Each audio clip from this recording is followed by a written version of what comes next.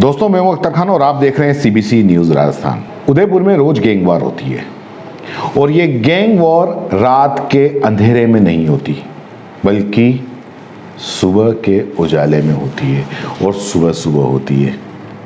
जिम्मेदार इस तरफ बिल्कुल भी ध्यान नहीं दे रहे कि इस गैंग वॉर को वो रोकें।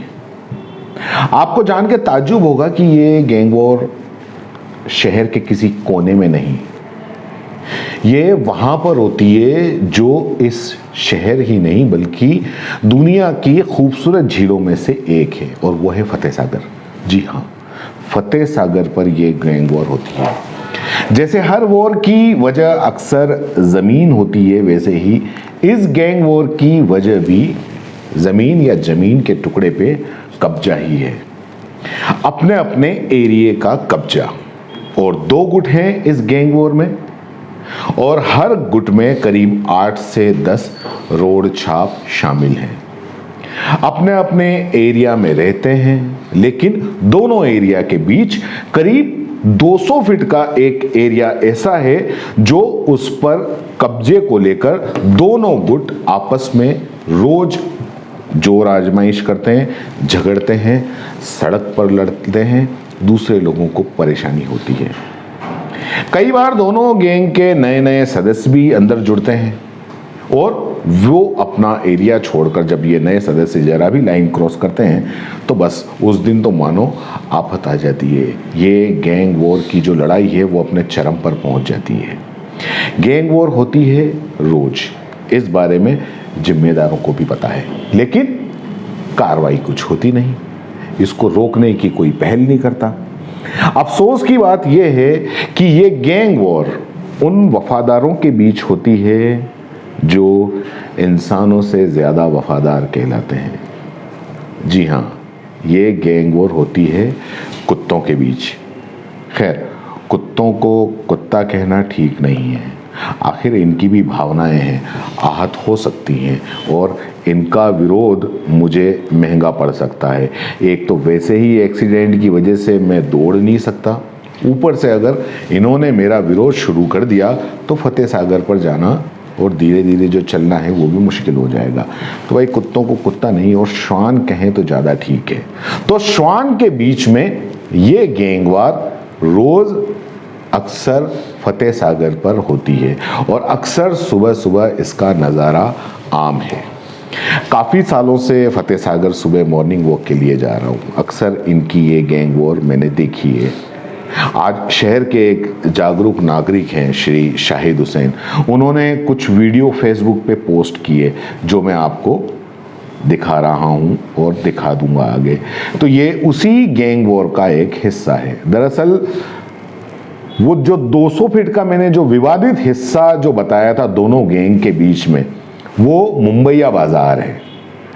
वो मुंबईया बाजार ये वो विवादित हिस्सा है। दरअसल साईं सागर कॉफी शॉप जो है वहां से लेके और झरने वाला हिस्सा यानी कि देवाली वाले हिस्से की तरफ एक गुट का राज है और एमएम ट्रैवल्स की जो बोटिंग का जो स्टेशन है वहां से लेके और मोती मगरी के छोर तक आगे तक काले किवाड़ तक दूसरे गुट का हिस्सा है, वहां पर उसकी वो कब्जाधारी है।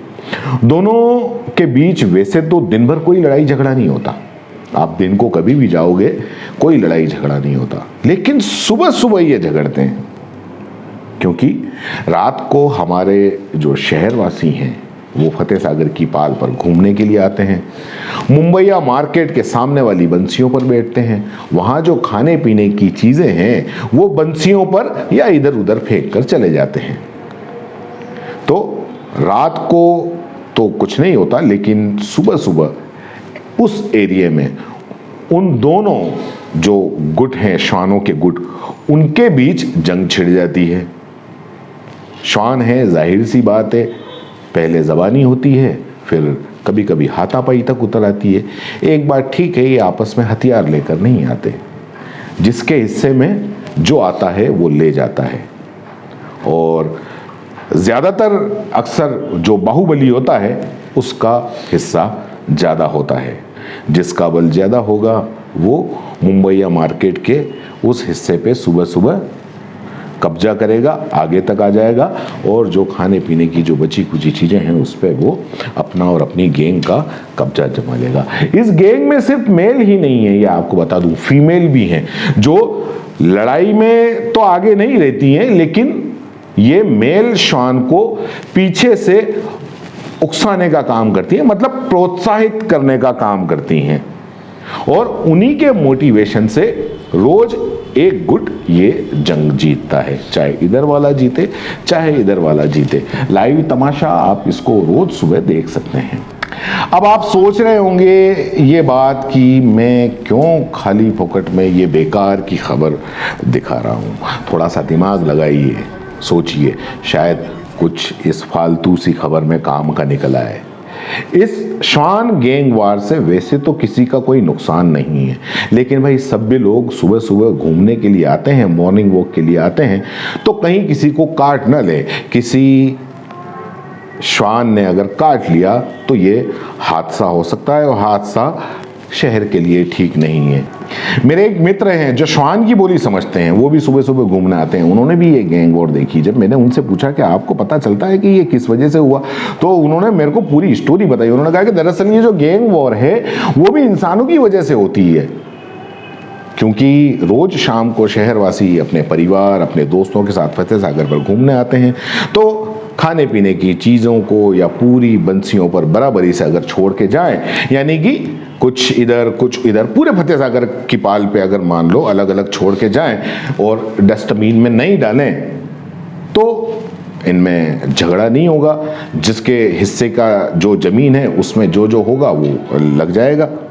या फिर अगर डस्टबिन में डालें तो डस्टबिन को भी नगर निगम वाले बराबरी से रखें।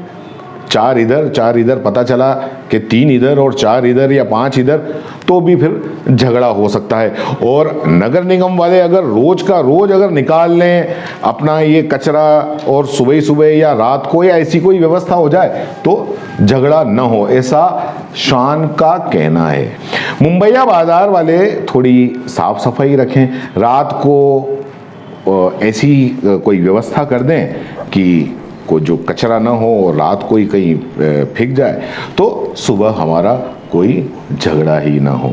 श्वान आगे बोलता है कि साहब भूख है, भूख सबको लगती है, हम अगर कुत्ते हैं तो क्या है, खाना तो सबको चाहिए ना, बस उसी के लिए हम झगड़ते हैं।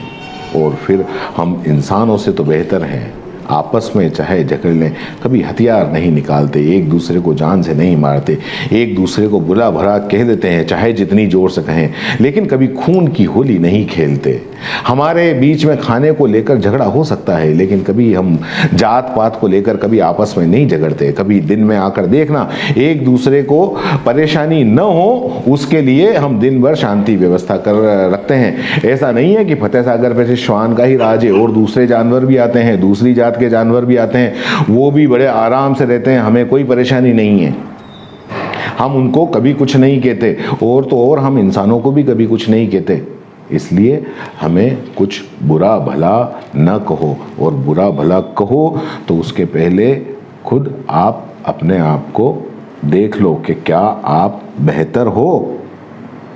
तो ये थी फतेह सागर के गैंग वार की कहानी।